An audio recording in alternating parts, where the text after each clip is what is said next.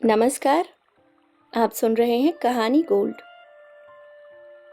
आइए दोस्तों सुनते हैं डॉक्टर पुष्पा सक्सेना जी की लिखी कहानी प्रश्न चिन्ह। क्या मैं आपकी मदद कर सकता हूँ? पीछे से आई आवाज पर शालू ने मुड़कर देखा।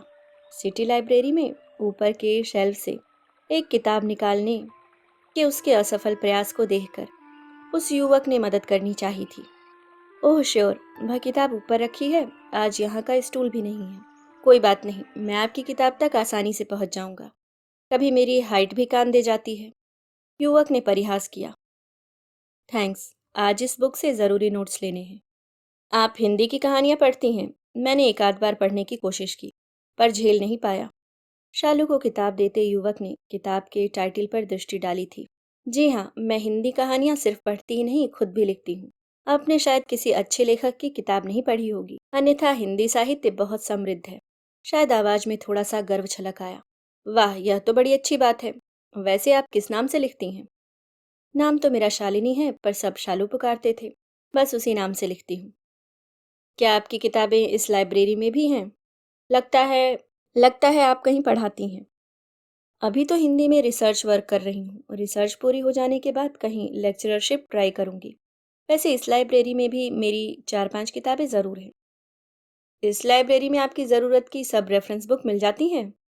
वैसे तो हमारे विश्वविद्यालय के पुस्तकालय में भी बहुत पुस्तकें हैं, पर कभी-कभी यहाँ कुछ खास रेफरेंस बुक के लिए आना पड़ता है। शायद इसलिए आपको पहले नहीं देखा। जी हाँ, आज काफ़ी दिनों बाद आई हूँ। क्या आप यहाँ रोज़ आते हैं? दिन भर ऑफिस के बाद शाम को यहाँ आकर कुछ समय बिता लेता हूँ। आपका बहुत समय बातों में वेस्ट हो गया। आज बहुत दिनों बाद इतनी देर किसी से बातें की हैं।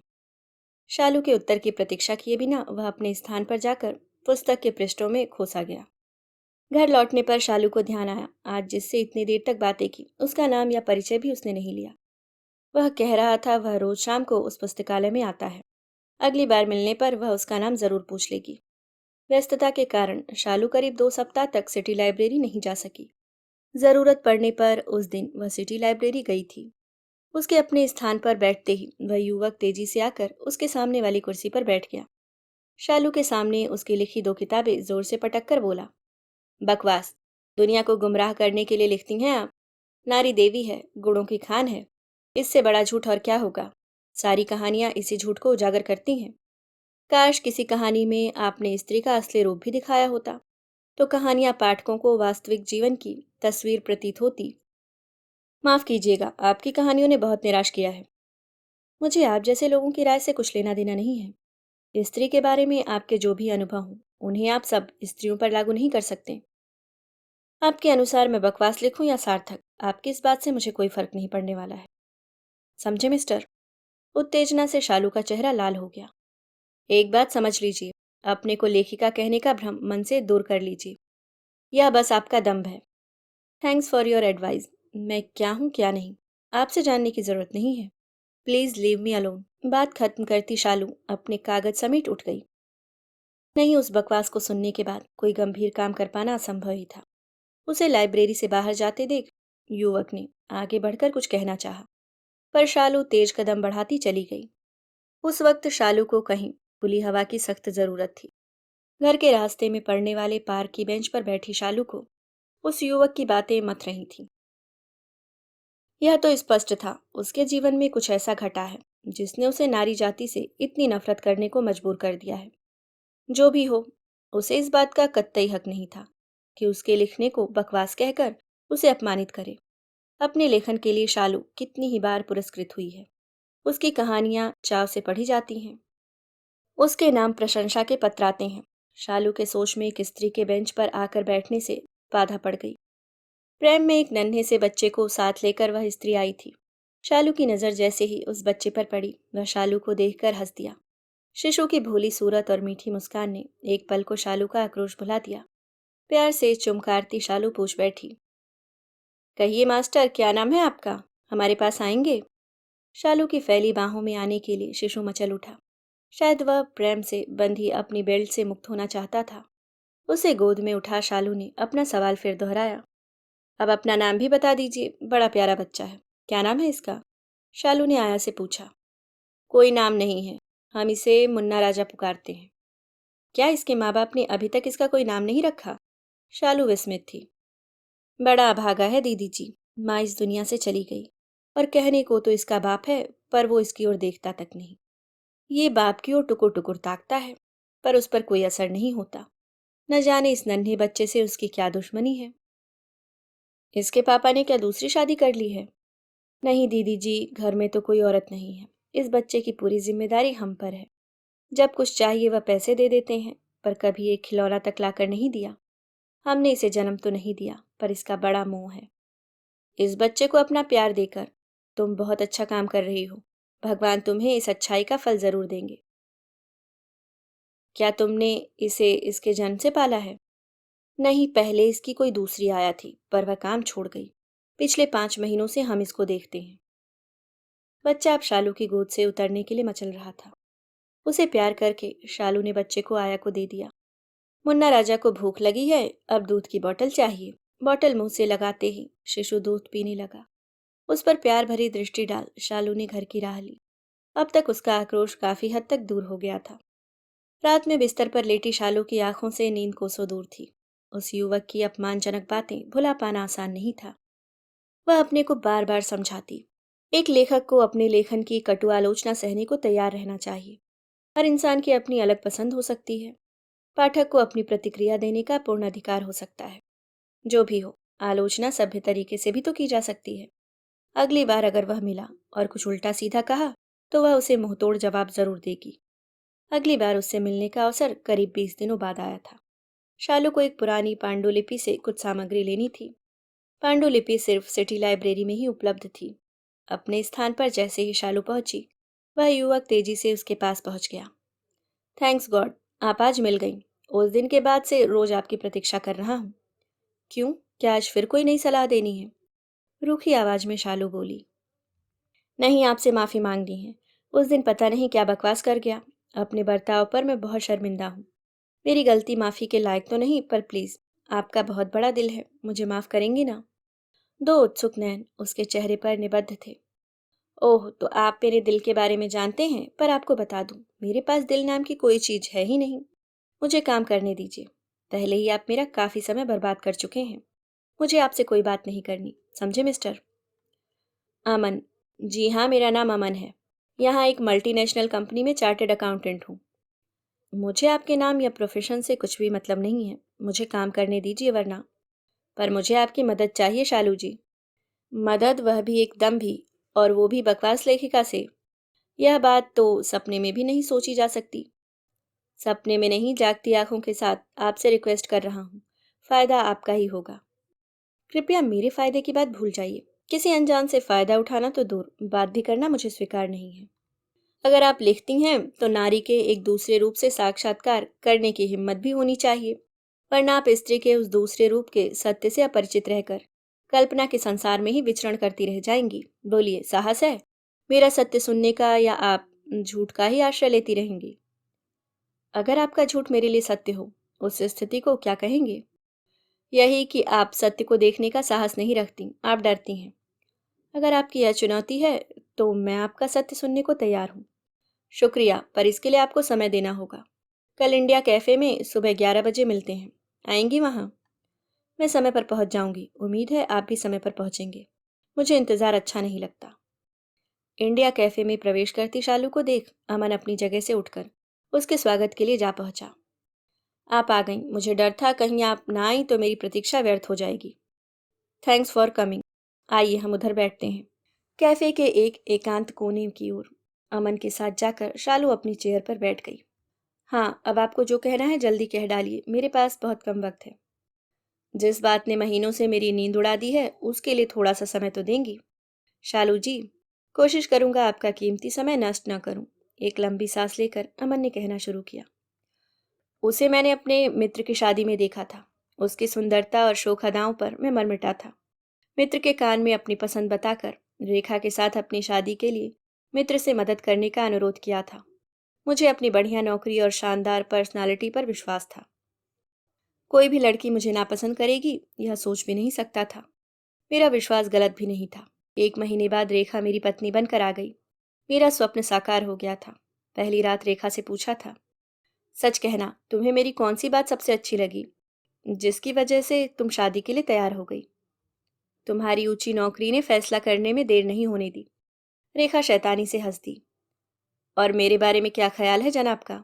लड़कियां हम पर मरती थीं। कुछ गर्व से मैंने कहा था। सच, कौन थी वो बुद्धू लड़कियां? उसी शोखी से उसने कहा जिस पर मैं फिदा था। एक बुद्धू तो मेरे सामने बैठी है, बाकी अपनी किस्मत को रो रही होंगी। मैंने भी शैतानी से जवाब दिया। बस यही प्रेम कहानी सुनाने के लिए बुलाया था, शालू ने चिढ़कर कहा। कहानी तो तब शुरू हुई जब हमारी जिंदगी में संजय आया। रेखा उसे देखकर खिल गई थी। बताया था, वह रेखा का दूर का कोई रिश्तेदार था। संजय बेहद बातूनी और हंसमुख युवक था। उसकी PWD में नई नौकरी लगी थी। रेखा के आग्रह पर वह शाम का खाना हमारे साथ ही खाता।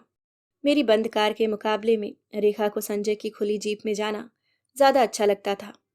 अब ऑफिस से देर में घर पहुंचने पर रेखा की शिकायत नहीं सुननी पड़ती। ऑफिस के काम से मुझे अक्सर शहर से बाहर जाना होता था। मेरे बाहर जाने की बात पर रेखा को परेशान देखकर संजय समझाता। परेशान क्यों होती हो, मैं तुम्हारे घर पहरा दूंगा।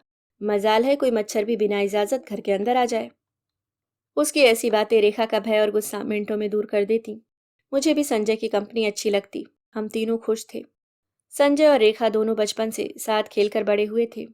उनके पास बातें करने को ढेर सी बातें होती। रेखा के व्यवहार से मुझे कोई शिकायत नहीं थी। उस पर संदेह का तो सवाल ही नहीं था।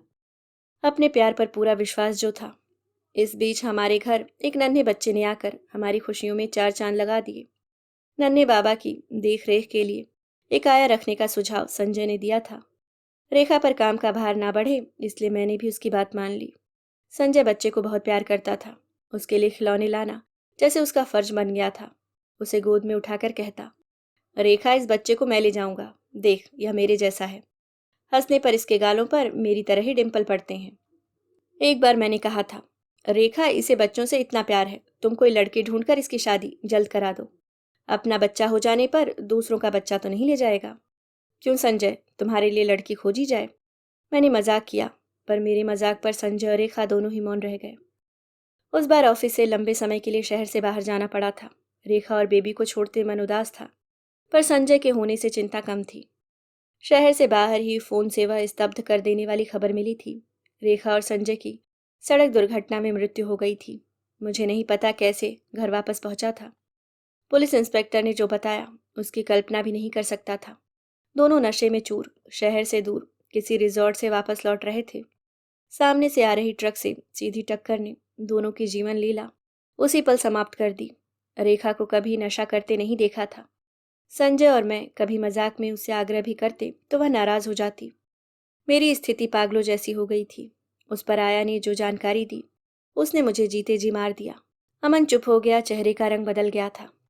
आया ने क्या जानकारी दी, अमन जी? शालू ने जानना चाहा।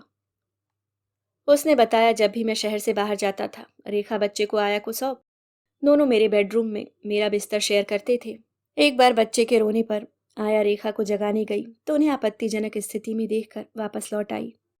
मुझे कुछ भी न बताने के लिए संजय ने उसे धमकाया था। उसे पैसे दिए थे। दोनों की मौत के बाद वह काम छोड़ गई। पागलों जैसी स्थिति में मैंने रेखा का क्रियाकर्म किया था। संजय के घर का पता जानने के लिए मुझे उसके घर जाना पड़ा था। उसके बेडरूम में पहले कभी नहीं गया था। कमरे में रेखा की तस्वीरें थीं। कुछ तस्वीरों में वे दोनों विभिन्न पोजों में साथ मुस्कुराते जैसे मुझे मुंह चिढ़ा रहे थे। कमरे की टेबल पर उसकी माँ के 2-3 खत रखे थे। एक खुले खत पर निगाह अटक गई। उसकी माँ ने लिखा था, संजू बेटे, अपनी बीमार माँ पर दया कर। क्यों उस मतलबी रेखा के पीछे अपनी जिंदगी बर्बाद कर रहा है? अरे, उसे तुझसे नहीं पैसों से प्यार था। अमन की भारी तनख्वाह के लालच में उससे शादी बना ली। अब वह तुझे बेवकूफ़ बना रही है। मेरा कहना मान, एक अच्छी लड़की से शादी करके अपनी जिंदगी संवार ले। तू जानता है मैं कुछ ही दिनों की मेहमान हूँ। तेरा घर बसा देखकर चैन से मर सकूंगी। जो रेखा अपने पति से बेवफाई कर रही है तुझे क्या देगी? अपनी माँ का कहना मान ले बेटा। मेरा रोम रोम उस धोखेबाज रेखा को कोसता है। कैसे तुझे उसके माया जाल से छुड़ा सकूंगी? भगवान का ही आसरा है, तुझे सद्बुद्धि दे। अभागिन माँ। इसमें नया क्या है? क्या आपने पति पत्नी और तीसरे के बारे में कभी सुना नहीं है? जो होना था वो हो गया। आपके सामने भविष्य है। नई जिंदगी के लिए अपने को तैयार कीजिए। मुझे अब जाना होगा। शालू बोल पड़ी। बात यहीं खत्म नहीं होती शालू जी। रेखा अपने पीछे एक ऐसा प्रश्न चिन्ह छोड़ गई है जिसकी वजह से मेरा चैन चला गया है। हर समय वह प्रश्न चिन्ह मुझे कोसता रहता है। कैसा प्रश्न चिन्ह अमन जी? शालू विस्मित थी। वो बच्चा मेरे लिए एक प्रश्न चिन्ह बन गया है। किसका है वो बच्चा, संजय का या मीरा? उसके गालों के डिंपल जो कभी मुझे बेहद प्यारे थे, अब संजय की याद दिला जाते हैं। उसके गालों पर भी डिंपल पड़ते थे। आप इतने पढ़े लिखे हैं, बड़ी आसान सी बात है। डीएनए टेस्ट क्यों नहीं करा लेते? सच्चाई पता लग जाएगी। मैंने भी यही सोचा था, पर अगर वह मेरा बच्चा नहीं निकला तो वह आघात में सह नहीं सकूंगा। जिंदगी भर के लिए संजय मेरी आंखों के सामने जीता रहेगा। कभी मैंने उस बच्चे को जान से भी ज्यादा प्यार किया था, अब उसकी सूरत भी देखना गवारा नहीं है। रुकिए, शायद मैं उस मासूम से मिल चुकी हूँ। एक दिन पार्क में एक आया ने यही बात बताई थी कि उस मासूम का बाप उसकी ओर निगाह भी नहीं डालता। अगर वो बच्चा आपका था तो मुझे आपसे और कोई बात नहीं करनी है। अपनी बात खत्म करती शालू ने उठने का उपक्रम किया ही था कि अमन का मोबाइल बज उठा। क्या हुआ, कैसे गिर गया? तुम उसे पास के अस्पताल में ले जाओ, मैं अभी बिजी हूँ। फोन पर किसी ने जो खबर दी थी उसके जवाब में अमन ने रुखाई से सलाह दे डाली। क्या हुआ, कौन गिर गया? शालू का पूछना स्वाभाविक था। आया कह रही है बच्चा पलंग से गिर गया, सिर से खून बह रहा है, मुझे बुला रही थी। कमाल है, आपको कतई परवाह ही नहीं है। सिर की चोट खतरनाक हो सकती है। बिना किसी आधार के कोई किसी मासूम से कैसे इतनी नफरत कर सकता है? चलिए, मैं आपके साथ चलती हूँ। आप मेरी मनस्थिति नहीं समझ पा रही हैं। मुझे कुछ नहीं समझना है। इस वक्त उस बच्चे को आपकी ज़रूरत है। आया क्या समझ पाएगी?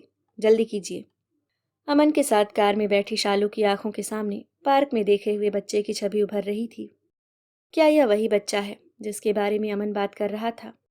हॉस्पिटल पहुंचने पर जैसा शालू ने सोचा था वह सच निकला। पार्क वाले बच्चे को गोद में लिए आया अपने बुलाए जाने की बारी की प्रतीक्षा कर रही थी। बच्चे के सिर पर एक मैला सा कपड़ा बंधा हुआ था। बच्चे को आया की गोद से लेकर शालू सीधे डॉक्टर के कैबिन में घुस गई। एक्सक्यूज मी डॉक्टर, इस बच्चे के सिर में चोट लगी है, बहुत खून बह गया है। अभी एग्जामिन ना करने पर इसकी हालत सीरियस हो सकती है।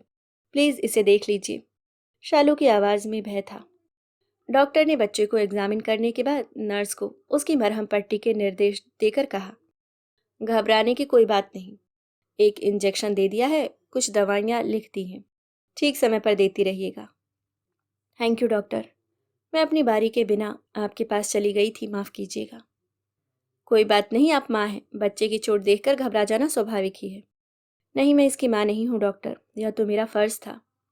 लगता है आप कोई समाज सेविका हैं, अच्छी बात है, कीप इट अप, कहकर डॉक्टर चले गए। हॉस्पिटल से बाहर आकर अमन ने कार की पिछली सीट पर आए और बच्चे को बैठने का संकेत देकर शालू के लिए आगे की डोर खोलकर कहा, आइए आपको घर छोड़ दूं।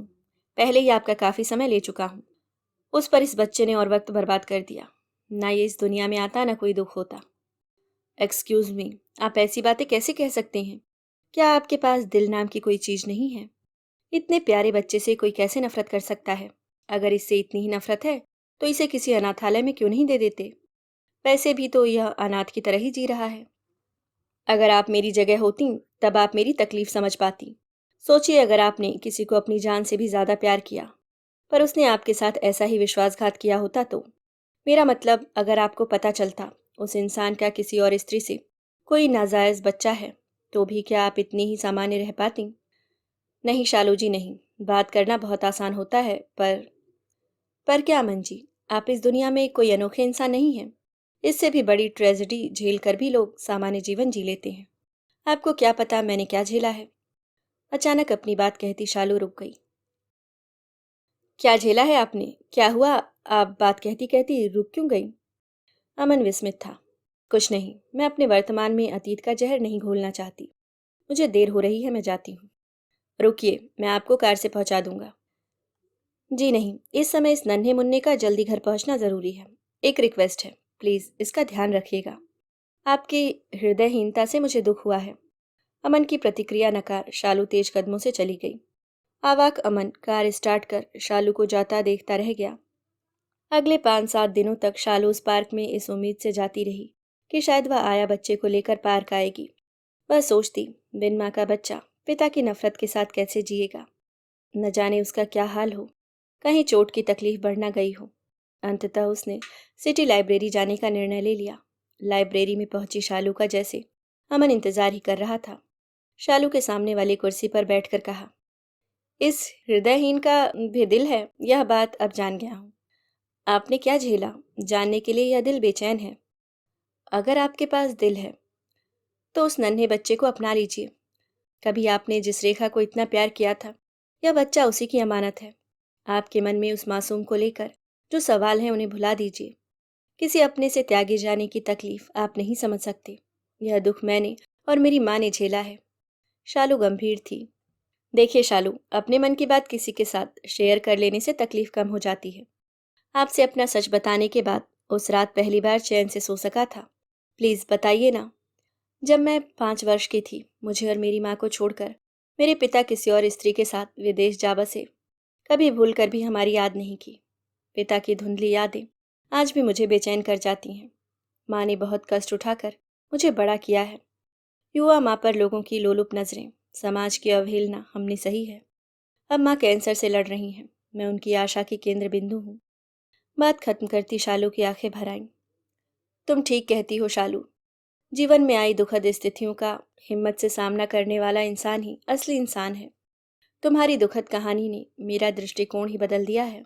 मैं कोशिश करूंगा उस बच्चे को प्रश्न चिन्ह ना मान अपना प्रतीक मानने का प्रयास करूंगा। सच? अगर ऐसा है तो हम उसका नाम प्रतीक क्यों न रख दें? शालू उत्साहित हो उठी। हाँ, यह तो बहुत सुंदर नाम है शालू। आज से वह हमारा प्रतीक ही है। थैंक्स अमन जी, मैं बहुत खुश हूँ। जो मैंने खो दिया उस क्षति की पूर्ति प्रतीक के माध्यम से कर सकी। क्या मैं आपकी माँ से मिल सकता हूँ शालू?